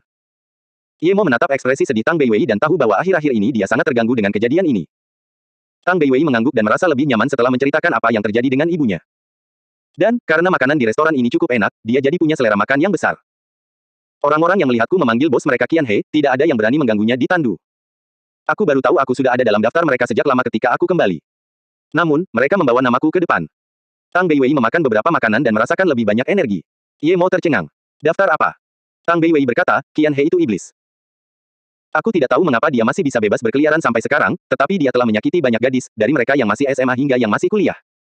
Dia punya daftar nama gadis-gadis di dalamnya. Itu bukan hanya dari sekolah, tetapi selama ada gadis yang dia inginkan, dia akan menuliskannya di daftarnya. Kemudian, Tang Bei Wei tanpa sadar bergerak lebih ke arah Ye Mo sebelum berkata, ketika aku di tahun ketiga, aku sudah ada dalam daftarnya. Daftarnya sangat jelas, hari apa, tempat apa, dan gadis mana yang dia butuhkan. Ada perintah. Awalnya, dia akan membawaku beberapa bulan kemudian, tetapi setelah aku kembali dari Gunung Wuliang dan memakan pil pelestari wajah, aku dibawa ke depan. Dikatakan dia akan membawaku pergi pada akhir bulan. Akhir bulan. Bukankah hanya tinggal beberapa hari? Ye Mo terkejut. Jika dia kembali terlambat beberapa hari, konsekuensinya tidak terbayangkan. Tang Bei Wei mengangguk. Awalnya aku tidak tahu, kami punya seorang ratu sekolah bernama Kiki, aku sangat dekat dengannya. Sebulan yang lalu, dia dibawa pergi. Ketika dia kembali, wajahnya kecoklatan. Ketika dia menemukanku, aku tahu bahwa dia melihat daftar itu dan aku adalah salah satunya. Dan dia juga mendengar orang-orang itu membicarakan tentangku. Dia menyuruhku untuk lari secepat mungkin, dan setelah dia memberitahuku itu, dia sendiri melarikan diri malam itu. Kenapa kamu tidak pergi? Ye Mo bertanya dengan aneh. Tang Bei Wei menggelengkan kepalanya. Malam saat dia melarikan diri, dia ditangkap, dan keesokan harinya, saya mendengar laporan bahwa dia melompat dari gedung. Saya tahu dia tidak melakukannya karena ada orang yang melakukan ini padanya. Kemudian, saya ingin meninggalkan sekolah, tetapi penjaga tidak mengizinkan saya pergi. Saya menyadari bahwa saya diawasi di mana-mana dan harus menunggu sampai saya dibawa pergi. Wajah Ye Mo semakin muram, begitu terang-terangan menentang hukum. Tang Bei Wei melanjutkan, beberapa hari yang lalu, aku meminjam telepon temanku untuk menelepon polisi. Hari kedua, temanku dipukuli. Lukanya sangat serius, dan dia dikirim ke rumah sakit. Untungnya, kamu memberiku kalung. Malam itu, seseorang ingin menyerangku, mungkin untuk memberiku pelajaran, tetapi dia terpental oleh kalung itu. Jadi, aku selalu menyimpan beberapa mantra bola api. Jika mereka benar-benar akan membawaku pergi, aku akan menggunakan mantra bola api untuk memukul mereka, tetapi aku tahu aku hanya punya beberapa. Jika kamu tidak kembali, aku mungkin masih akan jatuh ke tangan mereka. Ye Mo terdiam. Dia tidak mengerti mengapa pria itu membutuhkan begitu banyak gadis. Apakah dia benar-benar mengolah seni jahat seperti di dunia kultivasi dan membutuhkan perawan? Ini tidak terlalu realistis. Bagaimanapun, metode kultivasi semacam itu sangat langka bahkan di dunia kultivasi, apalagi di sini. Saudaraku, hari ini adalah hari yang paling membuatku lega. Aku tidak ingin pergi ke Universitas Sifan lagi. Aku sudah lulus. Awalnya aku berencana untuk melanjutkan studiku, tetapi sekarang aku tidak berani pergi ke sana. Kekhawatiran di mata Tang Beiwei belum sepenuhnya hilang. Tepat saat Ye Mo ingin berbicara, pintu ruangan ditendang hingga terbuka dan 3 pria masuk. Tang Beiwei tanpa sadar bergerak mendekati Ye Mo dan berkata dengan cemas, "Kakak, aku pernah melihat salah satu dari mereka pergi ke sekolah kita. Itu yang tertinggi, Kiki dibawa pergi olehnya." Begitu dia selesai berbicara, pria tertinggi itu berjalan mendekat dan meraih Tang Beiwei. "Beraninya kau lari, aku ingin melihat kemana kau bisa lari. Gadis-gadis di sekolahmu tidak bisa ditoleransi, tidak hanya satu yang ingin lari." Tatapan mata Ye Mo menjadi dingin dan menendang wajah pria jangkung itu. Pria itu langsung tertendang dan terbanting ke dinding. Hancur. Dindingnya pecah, memperlihatkan ruangan lainnya. Beberapa pelanggan yang sedang makan di dalam terkejut dengan pemandangan itu. Sebelum kedua pria lainnya sempat bereaksi, Ye Mo maju dan menginjak pria jangkung itu dengan sangat keras hingga darah mengucur dari setiap lubang di tubuhnya. Tiba-tiba, organ-organ tubuhnya keluar dari mulutnya. Pada saat ini, para pelanggan itu bereaksi dan segera berlari keluar ruangan. Pada saat yang sama, dua pria lainnya membeku melihat bahwa Ye Mo menginjak-injak pria itu hingga mati begitu mereka bertemu. Kemudian, Ye Mo berbalik dan menatap dingin ke arah dua orang lainnya. "Apakah kalian berdua datang hanya untuk mati? Kau benar-benar membunuh Black Panther, kau." Salah satu dari mereka menunjuk ke arah Ye Mo dan berkata. Dia tidak berani maju dan menyerang Ye Mo. "Aku telah membunuhnya, apa yang akan kau lakukan?" Ye Mo mencibir. "Kekuatan yang bagus, kami bukan tandinganmu, tentu saja, kami tidak berani melakukan apapun. Selamat tinggal," kata pria berwajah panjang itu, khawatir. Dia tahu bahwa Black Panther dapat mengalahkan mereka 1 lawan 2, tetapi Black Panther bukanlah tandingan bagi orang di depan mereka. Mereka akan mati saja meskipun mereka maju. Ye Mo menyekat tangannya dengan tisu di atas meja. "Kau pikir kau bisa datang dan pergi sesuka hatimu? Apa kau pikir aku begitu mudah dikunjungi? Apa yang kau inginkan?" Pria berwajah panjang itu menatap Ye Mo dengan gugup. Jika Ye Mo menyerang, mereka pasti bukan tandingannya, dan Ye Mo membunuh lebih kejam dari mereka. Bahkan mereka tidak berani membunuh secara terbuka di jalan, tetapi orang ini berani. Yang mereka pikirkan saat ini hanyalah bagaimana cara melarikan diri. "Tidak apa-apa, kalian berdua bawa saja mayat orang ini." Ye Mo menunjuk ke arah pria jangkung itu. Pria berwajah panjang itu langsung setuju. "Baiklah, baiklah. Kami akan segera pergi, Ertai, bawa Black Panther dan mari kita mundur." Meskipun Tang Beiwei telah melihat Ye Mo membunuh dan dia telah membunuh dengan mantra bola api sebelumnya, dia tidak dapat menahan perasaan jijik dengan pemandangan berdarah ini. Ye Mo meraih tangan Tang Beiwei dan mengirimkan sedikit energi, membantunya menenangkan perutnya. Kemudian dia berkata, "Beiwei, aku akan pergi bersama mereka, kamu." Tang Beiwei segera berkata, "Kakak, aku akan pergi bersamamu. Aku takut tinggal sendirian di sini." "Baiklah, kalau begitu, ayo kita pergi bersama. Aku hanya khawatir kamu tidak akan bisa mengambil adegan itu." Ye Mo mengangguk dan berkata, "Tidak apa-apa. Selama kamu di sana, aku tidak akan takut." Tang Beiwei tahu bahwa saudara yang baru saja ditemuinya ini bukanlah orang biasa. Seperti yang dikatakannya, dia menguasai ilmu sihir Dao. Dia tidak perlu khawatir tentang saudaranya. Mereka yang menguasai ilmu sihir Dao seperti mereka yang ada di dongeng. Pria berwajah panjang itu terkejut dan menatap Ye Mo. "Kau akan kembali bersama kami." Ye Mo mencibir. "Apa, bukankah kalian datang untuk mengundangku? Sekarang aku akan melakukan apa yang kalian inginkan dan pergi bersama kalian, apakah itu tidak baik?" "Tidak apa-apa, tidak apa-apa. Ertai, gendong Black Panther, ayo kita segera kembali." Pria berwajah panjang itu tegas dan segera pergi. Ye Mo berjalan ke meja depan, mengeluarkan kartunya dan berkata, "Saya akan membayar dengan kartu." Manajer gemuk di meja depan sudah gemetar tak terkendali. "Anda sudah membayar, tidak perlu." Dia tidak berani meminta uang kepada orang-orang ini. Orang-orang ini membunuh, dan dia bahkan tidak berani memanggil polisi. Ye Mo tahu bahwa ketiga pria itu mungkin telah memperingatkan manajernya sehingga dia tidak mau repot-repot membuang waktu dengannya. Dia memegang tangan Tang Beiwei dan pergi dengan Land Rover bersama pria berwajah panjang itu. Mobil itu melaju keluar kota. Mobil itu melaju sangat cepat dan tiba di sebuah rumah pribadi di pedesaan dalam waktu kurang dari 1 jam. Tepatnya, ini bukan rumah besar melainkan peternakan pribadi. Ada hutan besar dan danau buatan. Ye Mo datang ke sini dan merasa tempat ini tidak asing. Dia datang ke sini bersama Wendong untuk menukar model. Dia tidak menyangka akan datang ke sini untuk kedua kalinya, tetapi terakhir kali, rumah besar itu diledakkan. Dan rumah besar itu dibangun lagi, dan bahkan lebih cantik dari sebelumnya. Ye Mo mencibir. Dia tidak menyangka akan menemui rumah besar ini 2 kali. Itu berarti mereka yang tinggal di sini bernasib buruk. Mobil berhenti di depan peternakan. Penjaga memeriksa dan membiarkan mereka masuk. Bawa mereka masuk. Ketika pria berwajah panjang itu turun dari mobil, seorang pria dengan bekas luka pisau di wajahnya datang. Bekas luka pisau itu memperlihatkan 2 pria berkulit hitam di belakangnya. Niat membunuh terpancar ketika pria berbekas pisau itu menatap Ye Mo, tetapi dia tidak menyerang. Mengetahui seseorang akan berurusan dengan Ye Mo, dia tidak perlu melakukan apapun. Jelas, berita tentang Ye Mo yang membunuh Black Panther telah menyebar. Ye Mo memegang tangan Tang Beiwei dan mengikuti pria berwajah panjang itu ke aula. Tang Beiwei sedikit khawatir. Orang-orang di sini tampak ganas, dan masing-masing memiliki senjata seolah-olah itu adalah organisasi rahasia pemerintah. Sebelum Ye Mo masuk, dia mengamati ada lebih dari 10 orang di aula. Tepuk tangan. Tepuk tangan. Saat Ye Mo masuk, terdengar tepuk tangan monoton. "Lumayan, kamu punya nyali, tidak hanya berani membunuh anak buahku, tapi kamu juga punya nyali untuk datang ke sini. Tapi tidak peduli seberapa banyak nyali yang kamu miliki, kamu akan mati setelah menyinggung perasaanku, Ni Wubian." Ni Wubian. Ye Mo tiba-tiba teringat Ni Suang Suak yang menggoda di sini dan kata-katanya, aku masih perawan. Qian He, apa yang ingin kau lakukan dengan membawaku ke sini? Aku tahu kau memiliki banyak kekuatan, tetapi aku, Heki, tidak akan takut padamu. Ye Mo mendengar suara yang dikenalnya. Ye Mo berbalik dan melihat gadis yang ingin memanfaatkannya juga dibawa ke sini. Dia tampaknya memiliki kekuatan tertentu dilihat dari nadanya, tetapi bukankah orang ini baru saja menyebut dirinya Ni Wubian? Bagaimana dia bisa menjadi Qian He? Qian He, kau. Heki masuk dan melihat Qian He yang katanya memiliki banyak kekuatan berdiri dengan hormat di bawah. Yang duduk di paling atas bukanlah Qian He. Ye Mo mengamati Ni Wubian. Dia berambut panjang, berwajah putih, dan tidak berbulu. Matanya seperti iblis dan tampak seperti berusia 30-an. Dia memiliki kekuatan puncak tahap dasar tingkat hitam. Selain Otanhu, dia belum pernah melihat seseorang yang memiliki kekuatan tingkat hitam di kota itu. Qian He. Haha, dia hanya salah satu anjingku. Kau adalah Heki, kau terlihat cukup baik, beruntung sekali kau bisa datang ke sini. Tang Beiwei, kau bahkan lebih baik. Terakhir kali, seseorang berkata kau adalah bunga tercantik di tandu. Aku tidak mempercayainya, tetapi sekarang tampaknya itu benar. Kau memang wanita tercantik yang pernah kulihat, dan kau masih perawan. Lumayan, lumayan. Kau bahkan lebih cantik dari si Meiku, Mehm, Qian He, kau hebat sekali. Sangat berguna meninggalkan wanita secantik itu untukku di akhir bulan, kata Ni Wubian. Heki kemudian menyadari bahwa Ye Mo dan Tang Beiwei juga ada di sana dan berkata dengan kaget, bagaimana kalian bisa ada di sana juga? Ye Mo tidak menjawab dan mengamati tempat itu. Dalam jangkauan indera spiritualnya, ada 36 orang secara keseluruhan. Selain Ni Wubian yang terkuat, Qian He sudah berada di tahap tengah level kuning. Meskipun itu waktu yang singkat, Ye Mo yakin ini bukan tempat orang kaya bermain dengan wanita. Ni Wubian ini tampak menyeramkan, dan Ye Mo tidak tahu mengapa dia membutuhkan begitu banyak wanita. Heki berhenti setelah satu kalimat. Dia tampaknya menyadari situasinya. Karena Qian He hanyalah anjing penampar, maka itu berarti pemuda bermata seram ini mungkin jauh lebih kuat. Ni Wubian menatap Ye Mo dengan dingin. Aku sangat mengagumi keberanianmu. Kau pikir kau bisa melakukan apapun yang kau mau hanya karena kau belajar bela diri. Hari ini aku akan menunjukkan kepadamu apa itu bela diri yang sebenarnya.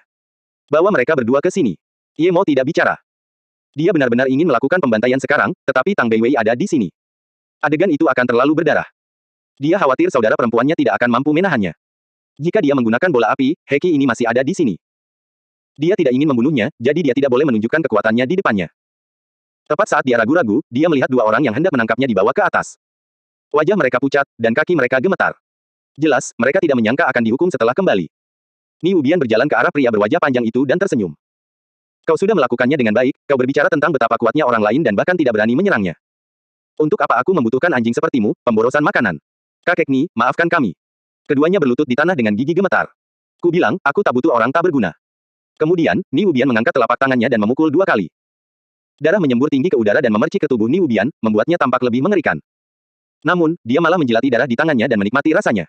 Pada saat ini, kepala mereka menggelinding jauh. Ark. Heki yang awalnya mengira ini bukan masalah besar, tidak tahan lagi dengan pemandangan mengerikan ini dan jatuh pingsan ke tanah. Wajah Tang Beiwei pucat dan jantungnya berdebar kencang. Ye Mo dengan cepat menekan meridiannya untuk membuatnya pingsan dan meletakkannya di samping Heki. Tidak buruk, kau punya nyali, pantas saja kau berani membunuh anak buahku. Ni Wubian menatap Ye Mo dengan dingin dan ejekan di mulutnya semakin kuat. Ye Mo telah memperhatikan bahwa Ni Wubian ini hanya berada di tahap dasar tingkat hitam, tetapi kinya hampir setara dengan tahap menengah tingkat hitam. Sungguh tidak mudah untuk memenggal dua kepala tin murni. Aku berpikir, apakah kau ingin melawanku sekarang? Atau kau sudah kehilangan keberanianmu? Ni Wubian tampak seperti seekor elang yang menatap seekor ayam. Ye Mo menatap Ni Wubian dan menghela napas.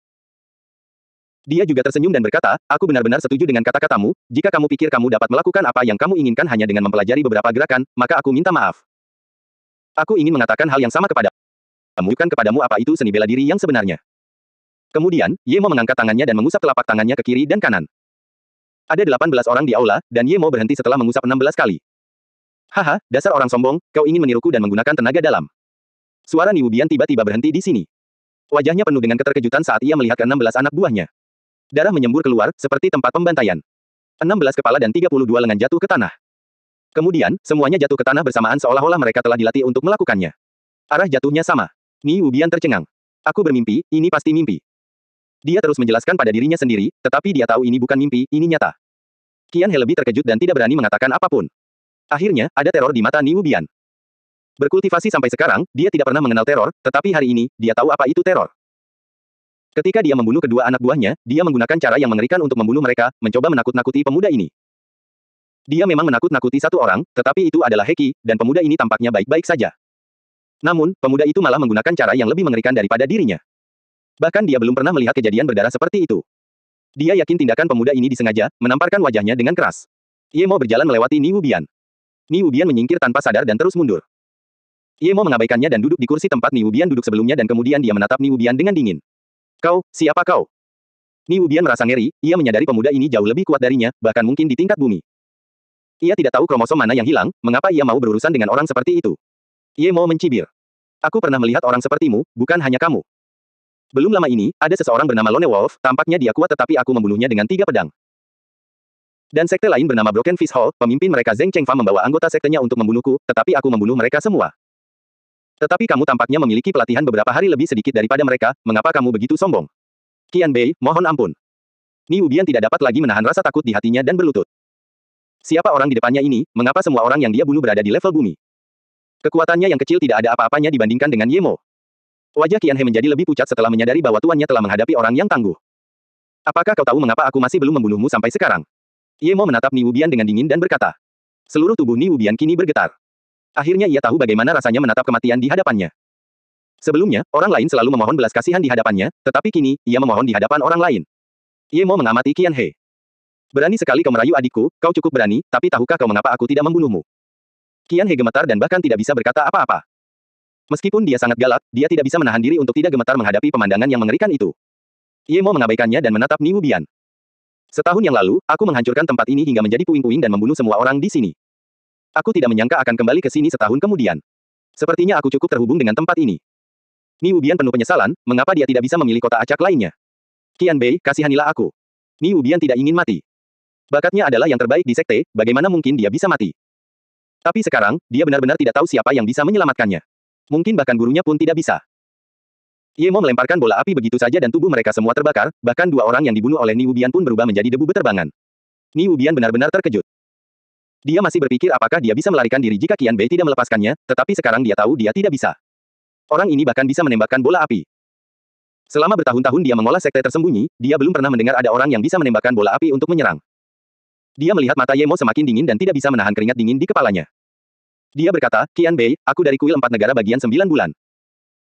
Aku datang ke Tandu untuk memurnikan energi yin karena telah mencapai tingkat hitam, jadi aku membutuhkan banyak perawan tetapi aku belum membunuh mereka. Aku hanya mengambil mereka. Ternyata ada sekte jahat seperti itu. Sektemu tidak perlu ada lagi. Kau tidak membunuh mereka, lalu apa yang terjadi pada teman kakakku, Kiki? Mata Ye Mo dingin sekali. Dia bukan pahlawan keadilan, tetapi bahkan dia tidak bisa membiarkan sekte jahat seperti itu ada. Ya. Ni Wubian berkeringat. Ye Mo berjalan di sampingnya dan menendang dadanya. Ni Wubian merasakan semacam gelombang api mengalir ke dalam dantiannya, yang tetap berada di sana. Meski dia tahu itu bukan sesuatu yang baik, dia tidak berani menolak. Bunuh saja 18 orang yang tersisa dan bawa mayatnya ke sini, kata Ye Mo dengan wajah datar. Dia tidak akan membiarkan siapapun pergi.